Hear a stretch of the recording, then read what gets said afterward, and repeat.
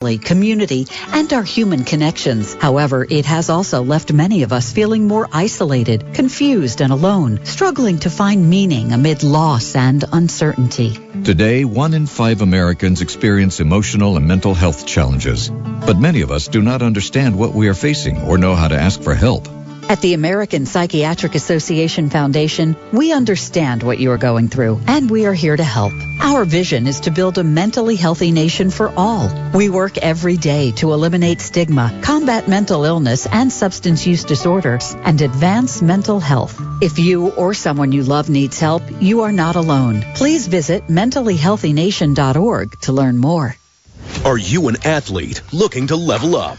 PSM Performance is where the region's top athletes become more. Achieve your goals through high-intensity, one-on-one training with performance experts. Whether you want to be faster, stronger, or more agile, we'll make it happen. Now accepting athletes from 12 years up to college. Ready to get started? Schedule your first session at psmsports.com. PSM. Earn your edge. This is your 1380 The Fan local sports update. I'm Adam Lundy. LeBron James had a buzzer-beating tip-in to cap a 10-point fourth quarter. Luka Doncic scored 34 points, and the LA Lakers defeated the Indiana Pacers 120-119 last night. And today marks opening day for the 2025 season of the MLB. The season kicks off with the Milwaukee Brewers taking on the New York Yankees at 3 o'clock p.m. As far as teams from our surrounding area, the Cincinnati Reds will host the Giants at 4:10. The Chicago White Sox host the Angels at 4:10 as well. The Cleveland Guardians are on the road at Kansas City at 4:10. The Detroit Tigers take on the LA Dodgers at 7 o'clock p.m. The Chicago Cubs take on the Diamondbacks after 10 o'clock p.m. tonight. And the San Diego Padres, the parent club of the Fort Wayne Tin Caps, hosts the Atlanta Braves at 4:10 p.m. And 1380 The Fan and 100.9 FM has complete coverage of the Sweet 16 starting at 6 o'clock p.m. tonight after the Sports Rush. Live from the Hoopy Insurance Services Studios, WKJG Fort Wayne, The Fan. It's time, Fort Wayne. Your sports, your station. It's the Sports Rush with Brett Ruff. Covering all the topics that hit a nerve here in the Summit City. Clark, 11 yards, touchdown. Only on 1380 The Fan and 100.9 FM. Now here's your host, Brett Rump. The greatest, most interesting, most important person of all time. You are incredible! Older than one. Yeah, well, you're half right. What is this, amateur hour? This is going to be huge. I believe this is going to be our finest hour. We're friends this morning. Just when I think you've said the stupidest thing ever, you keep talking. I think that's the worst thing I've ever heard. That boy ain't right. The simplest way to put it, I have problems. Welcome to the alleged show.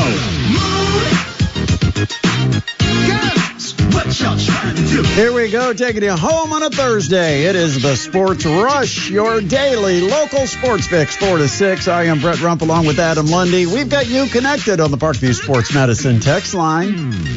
260-447-8500. 260-447-8500. If you've got any questions, comments, or suggestions for the show, we always like to connect with you, our listeners. Coming up this hour, Sweet 16 chat, also Tin Caps lineup. We now know a roster that's going to be coming into Fort Wayne over the weekend, and then next week you'll have a chance on Wednesday to get out to Parkview Field and not only get a tour of Parkview Field, the stadium, but also watch some of the batting practice, some of the practice for the team, and get a chance to meet this year's edition of the Tin Caps. That comes up next Wednesday. Opening night will be Friday, April 4th. The Tin Caps will start at home. I'm trying to think. I think the last 2 or 3 years, I think they started on the road. It feels that way, too. I know they started on the road last season. So, nice opening day of the season at Parkview Field this year. Yep, and so we'll talk about that. Eric Dutkiewicz will join the program coming up at about 30 minutes from now. But Major League Baseball opening day, and the Marlins have scratched across a run against Paul Skeens. Uh-oh.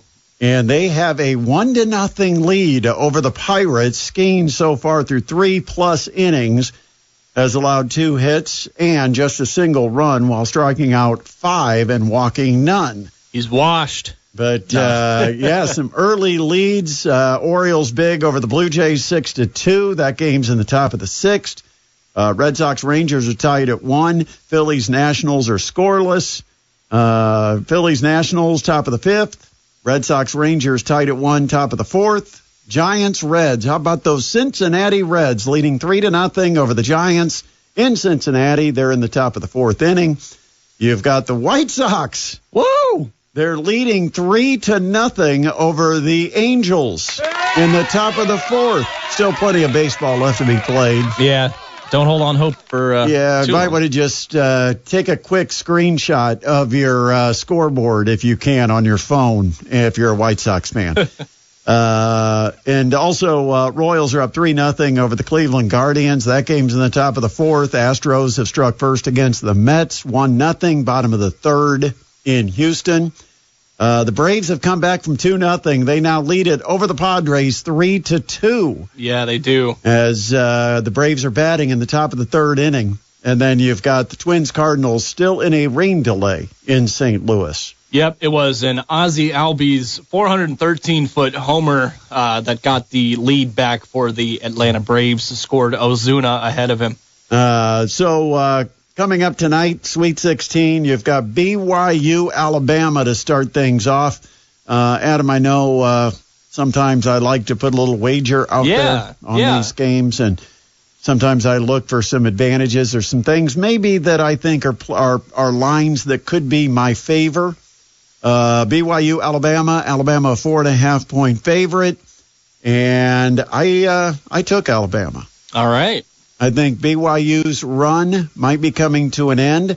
You've got Florida, Maryland. That one kind of scared me away, but I can see where the line is dropping significantly because when I looked at it, what was it? It was... I've got it opening at -5.5 for Florida. No, it's gone up. And because I went on to bet it, and I think I had more than 6.5. Yeah, it's at 6.5 right now. I think mine was like 7.5, and it scared me away.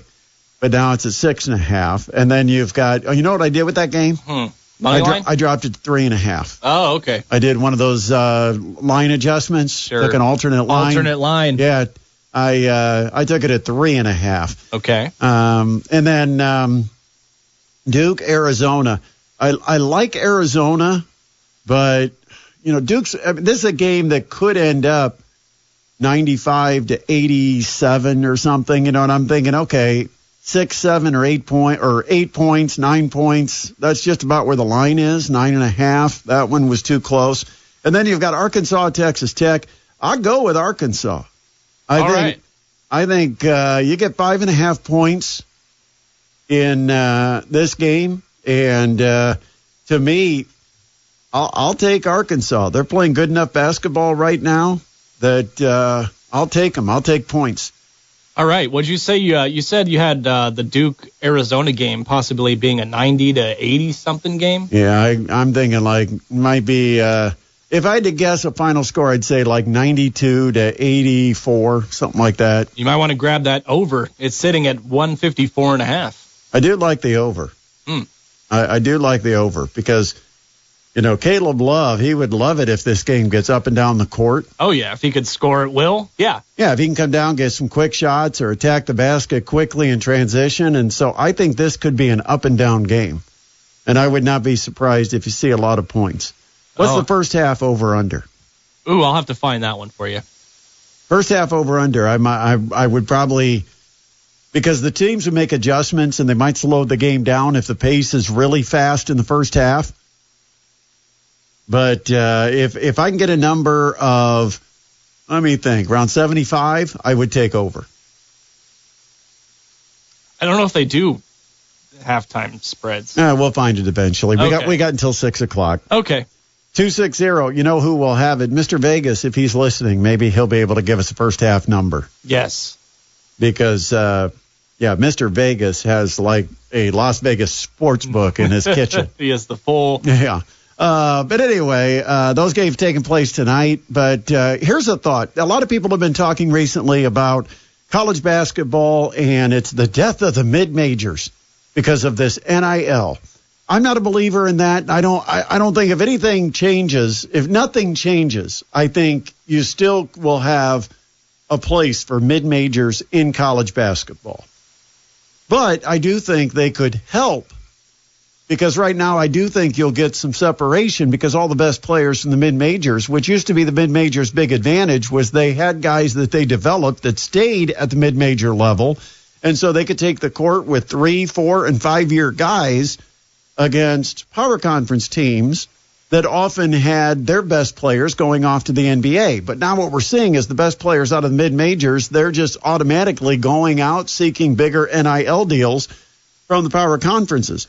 And so somebody came up with this. I don't know if he's giving me permission to give his name, but he talked to me about this, and if he wants to give me permission, and if he's listening right now, he could always text me and say, hey, go ahead. I want credit for this. But this was something that he was proposing and said, I think this would solve all the problems. And after I thought about it, I thought, he is right on with this. This is a brilliant idea, and I can't believe nobody on TV is talking about this as being a solution. But what they should do, much like the coaches have buyouts, that if you want a coach from another team and he's going to come and coach your team, it's not uncommon to see mid-major coaches or some coaches like from Drake going to West Virginia or Drake to Iowa. Yeah. And the thing is, you've got players that do the same thing. But when it's a coach, there's compensation involved to the school that loses their coach in the form of a buyout. And he said, what if these players that develop at the mid-major level and these programs have gone out, recruited, found this talent, they've developed it, they've made it a valuable enough commodity that now the power conference teams want to have them on their team, and they're willing to pay pretty good bucks to the player to get them.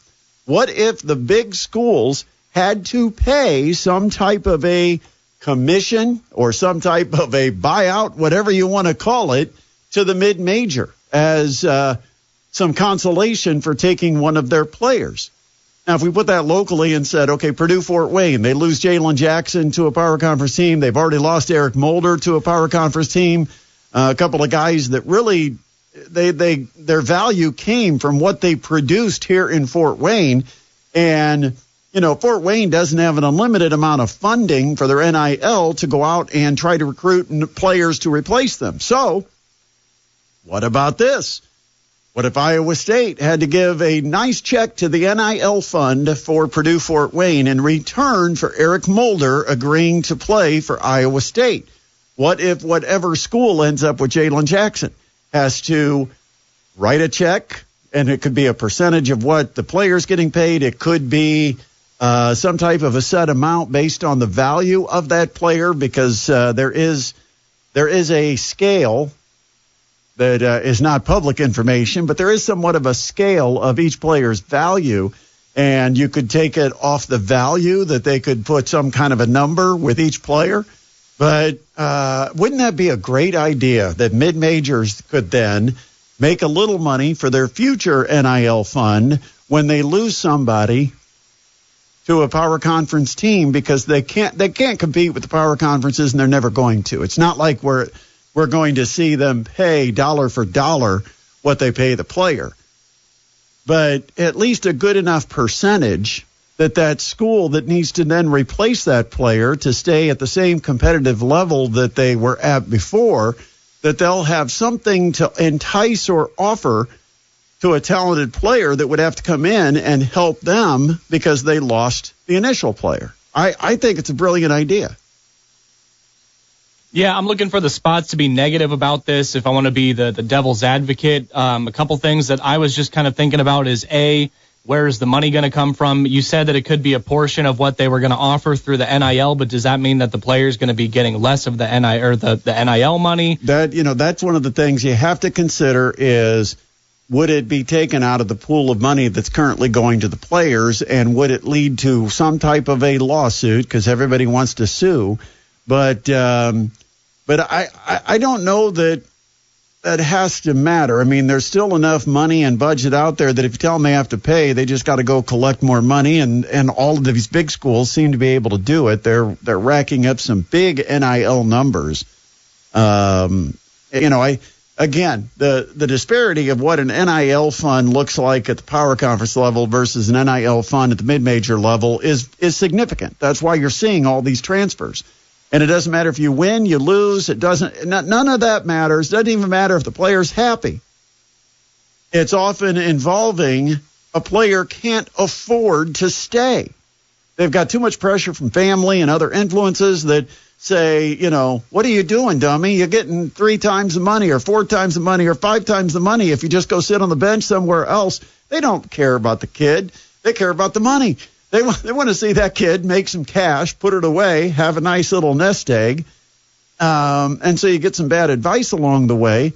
But the bottom line is the money is such a difference. It's not like, you could get 200 here or 250 there. What are you going to do? It's not like that. And so I think just a little bit of money that kicks back to the mid-majors would be a huge benefit to those programs. And I think the big programs are bleeding so much money out of their NIL right now, they'd never even know they missed it. My only other concern I can think of off the top of my head is some of these mid-majors, if that was the case, to maybe try to just become, a new version of one-and-done factories where you just find any players you possibly can, get them as good as you can, and then just try and get them off to a big program to make money for your school. What coach is going to want to have to recruit a whole new lineup every year and do it intentionally? Because, again, that money's not going to stay in the kitty for that school. That money is going to be turned right back into recruiting money that you're using in your NIL fund. But do you really want to start that and do it as a cycle every single year? This is for, when you do have those talented players that make that leap up, that there is some compensation in return. And you know what? If it ends up meaning that some of these big schools offer a little bit less to the player, I don't think it's a terrible thing. I'm all for players getting their share of name, image, and likeness. I don't know that I'm a big fan of players just being handed big checks to recruit them without name, image, and likeness being part of it. But right now, the numbers are just getting ridiculous. And then you have a donor like a Dave Portnoy, and this is in football, where he says, hey, if you can get that quarterback, I'll give you $4 million to give him. And it's, without a cap, without some kind of restrictions. And I know there's talk about whether this is going to be capped. But the bottom line is, how do you keep mid-majors healthy if you strip them from players and strip them from money? Because the other part of it is, eventually they'll take over the NCAA tournament and all of those shares that the mid-majors get. Because remember, when a team like Oakland wins a game in the NCAA tournament, they get a bigger pool of money from that tournament that then goes to the conference. It goes to that school. And if you have fewer Cinderellas, because now the power conference teams have all loaded up with all of the best talent, and the top mid-major players are now bench players at the power conference because they're getting fat checks to be bench players.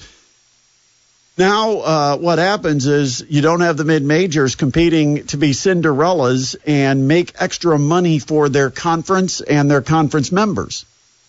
And so, yeah, it benefited Purdue-Fort Wayne. Not significantly, but it did benefit Purdue-Fort Wayne for Oakland to get a win in the NCAA tournament, because everybody got a little bit of a share of the money that gets allotted to the teams that advance. And it's more money the further you go. So I think it's a brilliant idea. I think, have the teams pay. It's just like a buyout. It's just like when coaches move, you could say, well, if they got to pay a buyout, they're not going to pay the coaches more. Well, that hasn't proven to be true. Coaches are still getting big fat contracts, and somehow schools are still coming up with $10 or $15 million to pay buyouts. So just come up with a little extra money to pay mid-majors when guys – and there's a lot of transfers that go from power conference to power conference. Okay, we're not talking about those guys. We're talking about the limited number of players that leave a mid-major program to become a part of a power conference program. That is the money we're talking about. I don't think it's significant enough to a power conference team that they're going to not be able to find the money and it will be a big hit on what the players are making. I don't think that would happen.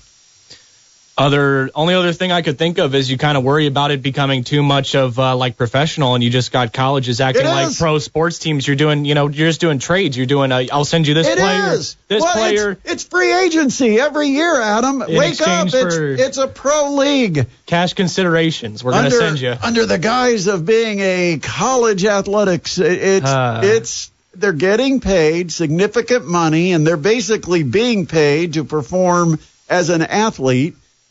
I mean, you can deny it all you want, but now we want to send cash considerations to the school. Yes. Okay. They do it in every other. Yeah. It's money. Money is driving this, and when you deal with money, it becomes professional, right? Yeah. Feels like it's just a professional league now, I guess. It used to be.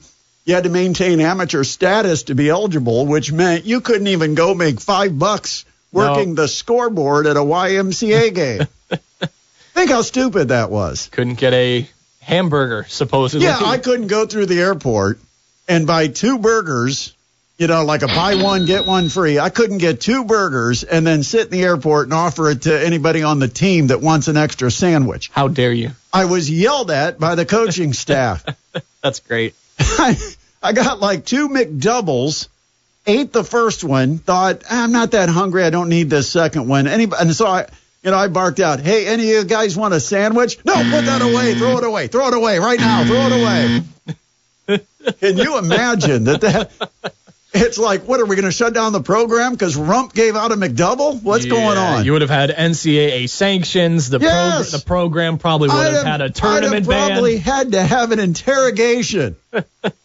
With the NCAA, the investigators would have been coming in. I might have been put on probation as the radio guy because I gave away an improper benefit. You've heard of Jim Harbaugh, the story there. Now get ready for Brett Rum. Oh, boy. But, it's the game's changed, Adam. It's changed. Yeah. Hate to tell you. Yeah. 260-447-8500, the Parkview Sports Medicine text line. We'll take a break. We'll come back. Talk some Tin Caps baseball before we have Eric Dutkiewicz coming up in about 12 minutes from now. It's the Sports Rush on 1380 The Fan and 100.9 FM. Your love gives me such a thrill, but your love don't pay my bills. Listen, if you've been hurt in a car crash, you might be confused about outstanding medical bills, lost wages, and stingy insurance offers. Shaw Law's goal is to make you the most money you deserve, quickly and easily. I'm J.J. Shaw, attorney at law here in Fort Wayne, and for over the last 35 years, we have developed an easy and different way to get you the money you deserve. Don't have time to drive in and sign up? One phone call to Shaw Law and we can start working on your case in under 7 minutes. Want to meet from home? We accept texts, phone calls, FaceTime, Zoom meetings, whenever it is convenient for your schedule. And if you do want to meet, we have an easy downtown location right across from Parkview Field. And remember this easy fact. Over 90% of our clients settle their case without ever seeing the inside of a courtroom. We never charge a fee up front. We do better only when you do better. Call or text now to our easy phone number, 260-all-sevens. That's 260-777-7777. Shaw Law. We make it easy. Money don't get everything, it's true. Mirror, mirror on the wall. Who's the best glass company of them all?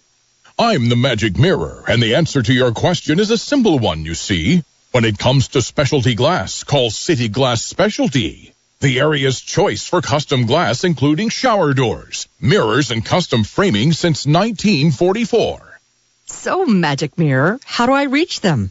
Visit cityglassspecialty.com or call 260-744-3301 today. The Magic Mirror is right. City Glass is the best glass company of them all. If you're looking for a new shower or tub enclosure, City Glass has framed or frameless to offer the ideal solution for your remodeling project. You can choose from a wide variety of glass designs with matching hardware, and they can custom create a mirror to complete the unique look of your interior design. Located on Calhoun Street, 3 blocks south of the Oyster Bar, City Glass Specialty specializes in matching products to your bathroom remodel vision. Do you remember the good old days as a kid when you were sitting at home, eagerly tearing open a pack of sports trading cards? Oh, the anticipation builds as you uncover rare Rippy cards, autographed gems, and limited edition memorabilia. It's like opening a portal to sports history, getting together with friends that shared your passion, and you'd come up with trades and exchanges, or maybe even use some of your hard-earned allowance to buy that must-have card. Well, not much has changed. Card collecting and trading is just as exciting as ever. Experience the thrill of opening a treasure trove of sports trading cards at Midwest Box Breaks, your ultimate destination for all things card-related. Card collecting is as popular as ever, and it's like opening a portal to sports history. Trust Midwest Box Breaks as your guide to the card collecting universe. They take card collecting seriously and have established one of the best reputations in the industry. And Midwest Box Breaks is based right here in Fort Wayne. Midwest Box Breaks, where the thrill of the game meets the excitement of the pack. Value the customer, respect the hobby. Midwest Box Breaks.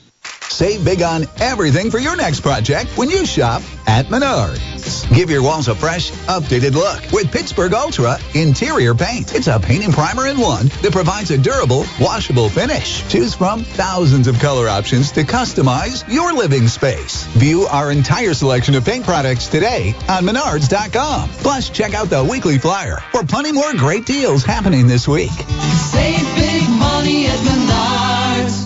Introducing Backroads Distilling Company, Northeast Indiana's new field-to-bottle distillery. Savor the smooth taste of premium vodka, gin, and rum, all crafted from estate-grown ingredients and locally distilled. Stop by the Backroads Stillhouse Cocktail Lounge for handcrafted cocktails, delicious bites, and breathtaking views of the courtyard and patio. Located at Country Heritage Winery just off State Road 3 in Leato. Great spirits, great food, great vibes. Backroads Distilling Company, where every sip is a celebration. This portion of the Sports Rush is presented by Christopher James Menswear, where style and service are always in fashion. In Covington Plaza on West Jefferson, 1 block west of Getz.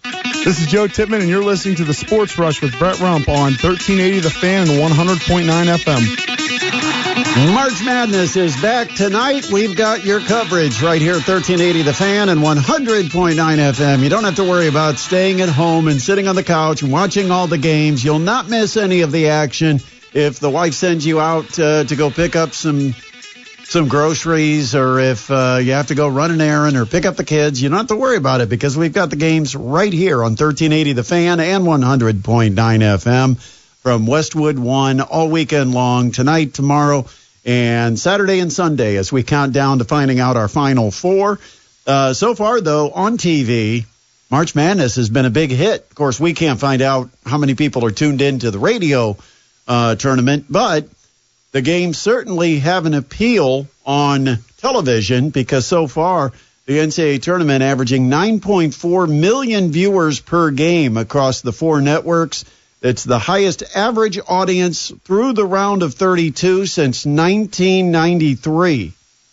Of course, it was a record-breaking opening day. The first round then, which would have been Thursday and Friday games, finished with 8.8 million viewers per game, which was up 2% from last year.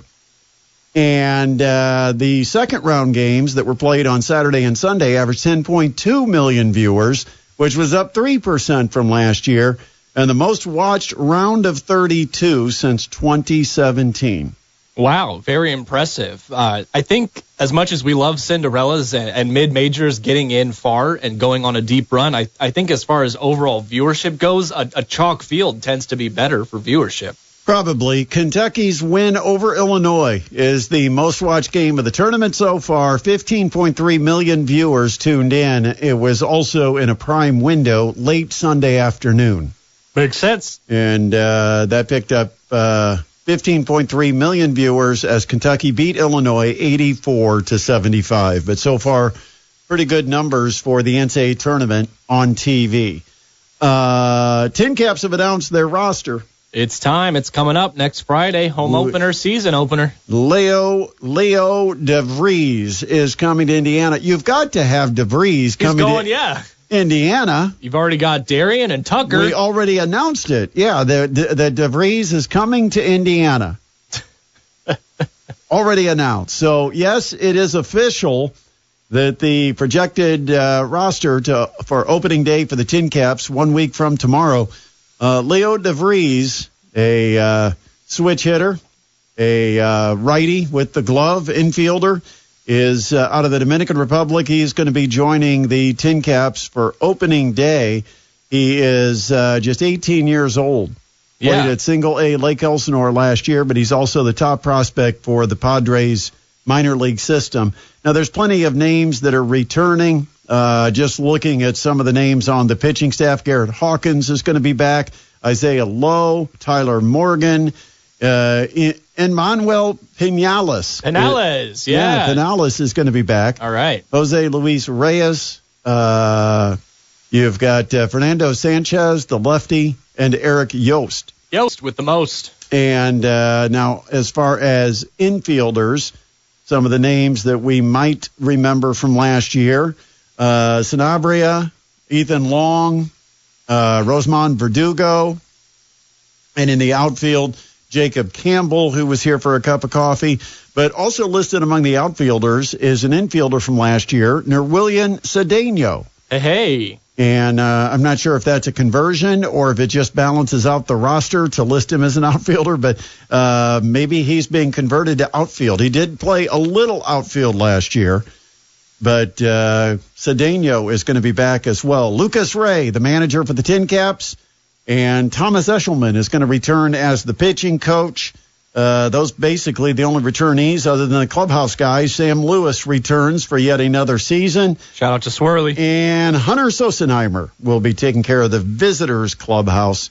He is also one of the clubhouse guys. But Tin Caps will be coming into town, I think, on Sunday. And then on Wednesday, you can meet the team out at Parkview Field. You can watch the practice. You can then meet the players. And you can get a tour of Parkview Field, which is very cool. Yeah, no, that's awesome. You get a behind-the-scenes look at a lot of the parts of the ballpark you might not normally be able to see during the game. I'm going to correct you. They're coming in on Saturday. Oh, on Saturday, okay. Yeah, but no, it's great. We want to see everybody out at the ballpark next Wednesday, and the Tin Caps would love to see you too. And you can, I think the tour will probably take you up to show you behind the scenes and the television production. Awesome. That room alone is very exciting. That's where all the work gets done for the television broadcast. If you go down and actually see the broadcast booth, nothing gets done down there. Especially when Brett Rump is in there. It's like two recliners with headsets. That's all that's down there. You go to the other end, and all these guys on the edge of their seat. It's like Mission Control down in Houston. Camera 1, camera 2, camera 4. Let's go to camera 3. Yeah, replay. Give me angle 3. The energy out of that room. Yeah. And then I go down to my room, and it's like, oh, he's got a good lead off first. It sounds like you're working hard down there. Yeah, we work so hard. It's almost embarrassing that most of the people that are following the broadcast, they only know two names or faces that are associated with the broadcast, but really the guys doing the work are the ones in there. And it's pretty cool to see all the equipment, all the different screens they've got, and how you coordinate the TV broadcast with the video board and all of that. I think it's neat. Maybe I'm just a geek that's fascinated by that stuff. Well, you are a geek, but it is super cool. Yeah. It is cool. Okay, thanks. I'll give you that. Not just that I'm a geek. No, of course not. Anyway, 260-447-8500, the Parkview Sports Medicine text line, 260-447-8500. Reminder, coming up tomorrow, Purdue Boilermakers. When they play tomorrow night, we will have the Purdue broadcast that will take over on 1380 The Fan. So if you're a Purdue fan and you want to listen to Rob Blackman's call of the Boilermakers and the Houston Cougars, that's what you'll get. We will break away from Westwood 1 to give you the local regional broadcast of the Purdue Radio Network tomorrow night. Purdue scheduled to tip somewhere around midnight. Nah, it's 10, but it's going to go late. Yeah, it's a little after 10 o'clock. They'll tip it a little 10, 10, 10:20, 10:30. Bueller. But they will probably not end until the next day. Looking forward to that call, though. I know Rob Blackman will be bringing the energy. He's had some fiery calls so far this tournament. Oh, yeah. It's always fun when you get some good energy calls.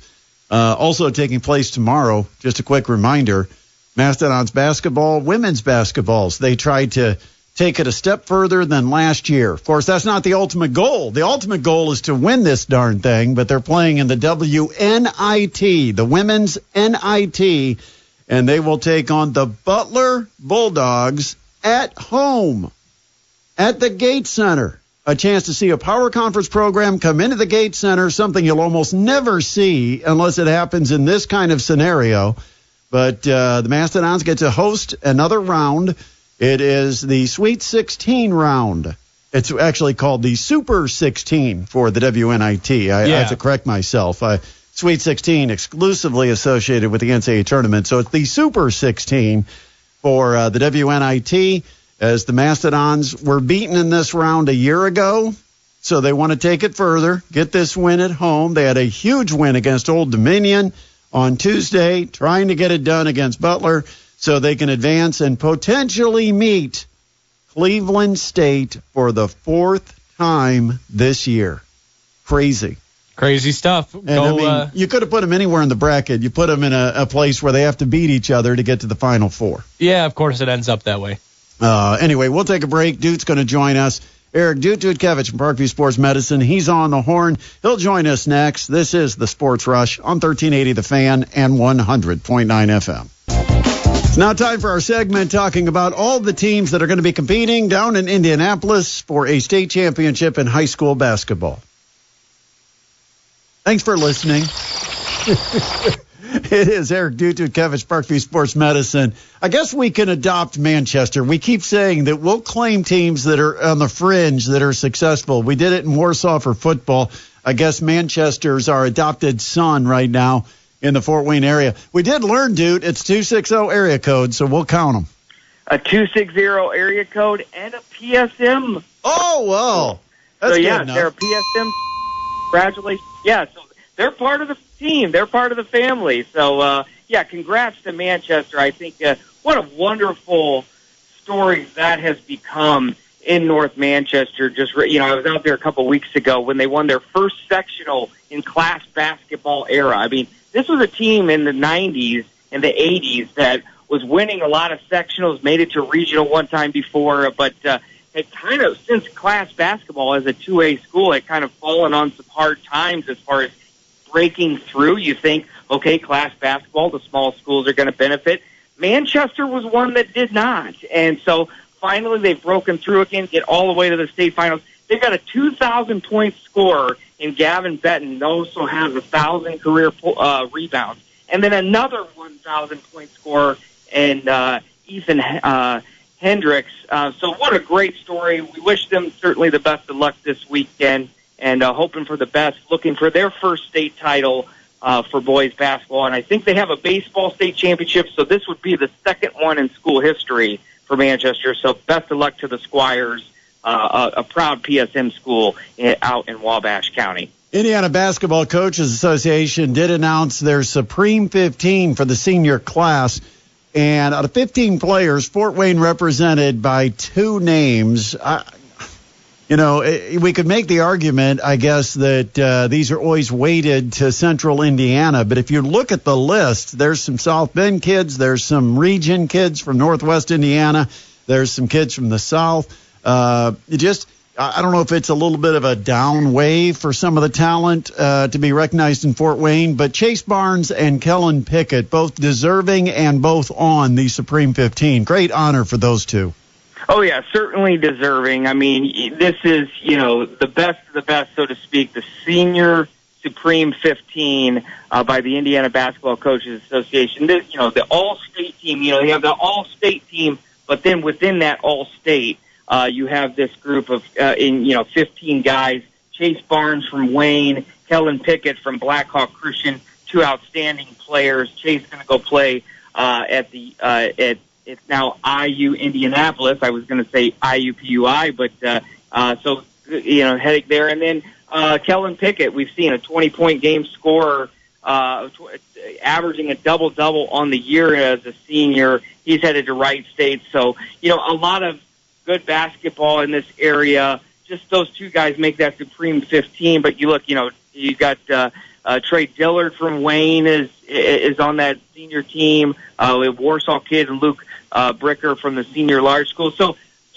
we have this kind of the same conversation each year too, as far as like the Mr. Basketball race and Miss Basketball race about Fort Wayne schools and Fort Wayne players maybe not getting all the respect that they always deserve. But I think at least this year to see two guys up there, it's pretty good, and and a lot of great talent in this state, and certainly Chase Barnes and Kellen Pickett are towards the top of that list. I'd be shocked if Braylon Mullins isn't Mr. Basketball. I almost think that's a given. Yes, I would think so too. I mean, that isn't to say that those guys weren't necessarily Mr. Basketball in this particular case, but I think the conversation each year always becomes Fort Wayne. We don't even have regional games here, and then what about the Indiana All-Star teams and all of that stuff? And I think we've had our fair share of Mr. Basketballs in this area too, so that's certainly not a case. But ultimately, I think a lot of great talent in Indiana, and these guys are among that. And I know they've trained with PSM in the past with our Edge program, so it's really cool to see what these guys have accomplished over their 4 years of high school basketball. You mentioned Chase Barnes and Kellen Pickett and their college choices. I guess they're still going to be playing in Fort Wayne for college. They'll only come once a year, and they'll wear the wrong uniform. But, yeah, they're going to be both going to be in the Horizon League, taking on the Mastodons, one down in Indianapolis and one with Wright State. All right, so, Doot, we got to talk about the Sweet 16. It starts tonight. Purdue has quite a weight. They're the last game on the docket among these 8 games that will decide the Elite 8. But they take on perhaps the toughest team in the field. A lot of people think so. I don't. But I do think that Houston presents some challenges for Purdue that might expose Purdue's Achilles heel. What do you see this game coming down to between the Boilermakers, your Purdue Boilermakers, and the Houston Cougars? Well, I think, first of all, the defense of Houston, that's been lauded all week. They're, the defense, it's going to be something that Purdue hasn't seen so far this year with that style of defense. And I think, but it ultimately is going to come down to the guard play, and specifically Braden Smith from the Purdue side of things, just the ability, not turning the ball over. It's not just turning the ball over. It's the 8 versus McNeese State and all of that. So just cleaning up those things and not getting, because you can't afford to give Houston more possessions than they already are going to get, and the efficiency that they play at. So I think that's the one. And just, you have the 2-man game with Smith and Trey Kaufman-Wren. Who's going to be that other player, that third and fourth guy that can score? Are we going to finally see a big night from Fletcher Lawyer, who's kind of been hampered by some injuries in this tournament? So is he going to be able to knock down some shots? Because the shooting game is going to be big too. And knocking down 3-pointers and also, hoping that Houston doesn't from the Purdue perspective. So yeah, Houston, a number 1 seed in the Midwest region in Indianapolis. The other 2 teams there tonight, Kentucky, Tennessee. So it's a wild thing because it's at Lucas Oil, the only football stadium that's hosting these next 2 rounds. But exciting for Purdue fans, obviously, and in the Indianapolis area. A late game, a 10:09 tip, which could make it 10:30 or later by the time maybe the previous game ends. But I've always said, you go where you go, you play what you got to play. You get to see that, and as long as you're still playing in the Sweet 16, that's all that matters, and hopefully the Boilermakers can get it done. It's going to be tough. Houston's the favorite. Of course, Purdue's the favorite in my bracket, but I think it should be it's going to be a tough game for Purdue, but I think they can get it done if they try, working hard. What's going to be interesting about it is you've got the Friday, Sunday games, and there'll be at least 2 coaches that'll still be around in Indianapolis on Saturday night. Wonder if any of those coaches will show up at the IHSA State Championship in Class 4A, because, man, there's some talent in that Jeffersonville Fishers matchup. A lot of great talent. So they might just show up at Gainbridge Fieldhouse across town and be an easy recruiting trip for them. I don't know what the rules are. They got all these rules about when you can see players, when you can't. But it'd be convenient if they could. I do. So I got to ask you about your bracket. How's your bracket going? Because a lot of people have seen. Busted. Yeah, it's interesting because people that seem to want to pick the upsets are the ones that have been busted. Those that have stuck with chalk most of the way are still in pretty good shape.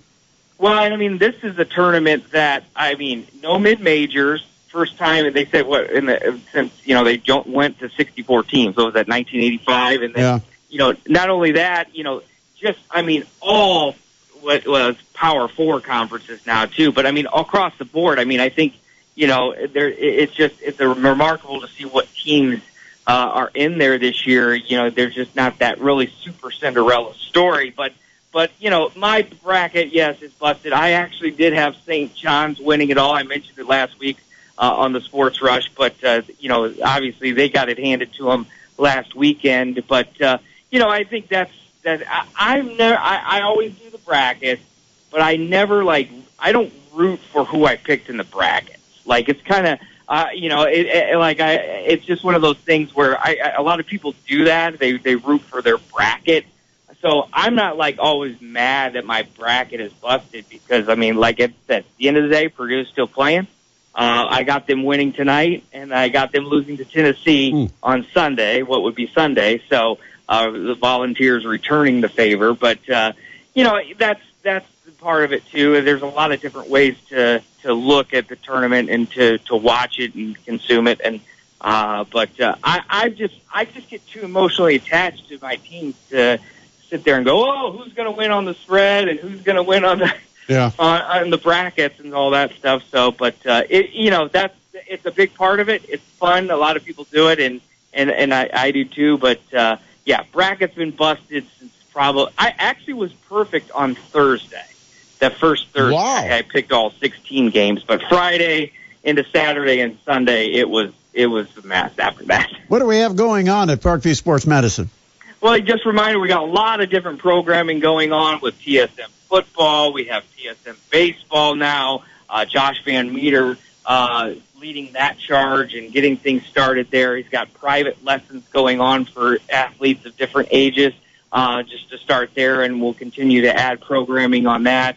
So you can go on to psmbaseball.com. There's a list of all the different programming we're doing. But just really excited for that and to work alongside somebody like him, came from the major leagues, from our area, coming back to Fort Wayne, giving back to the community, and just different programming that will be going all spring and into the summer, and really hope to start building that up and getting some athletes in there and for some good training. And we're excited about that PSM baseball with Josh Van Meter. Thanks, Doot. Boiler up.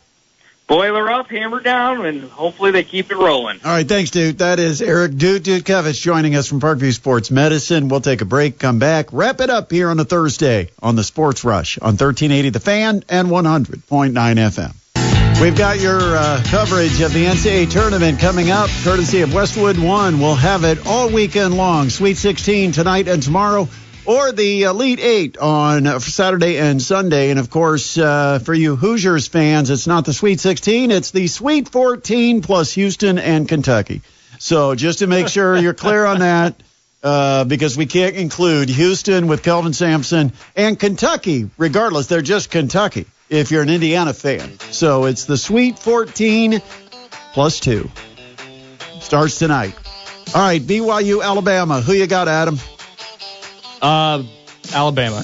I got Alabama. Maryland, Florida. I got Florida. Florida. Arizona, Duke. Duke. Yep, we both got Duke. Arkansas, Texas Tech. I'm taking the Razorbacks. Yeah. Really? Give me Cal. I liked it. I like what I saw last game. All right, that does it for a Thursday edition of the Sports Rush. And a big thanks to our guests that appeared on the show. Dylan Sin covering the Sweet 16 down in Indianapolis for the Journal-Gazette. He joined us in Hour 1. And in Hour 2, Eric Dutkiewicz. Don't forget, you can always keep up on our podcast wherever you listen to your favorite podcast. Search for us by name at the Sports Rush with Brett Rump. Thank you for listening. This has been the Sports Rush on 1380 The Fan and 100.9 FM.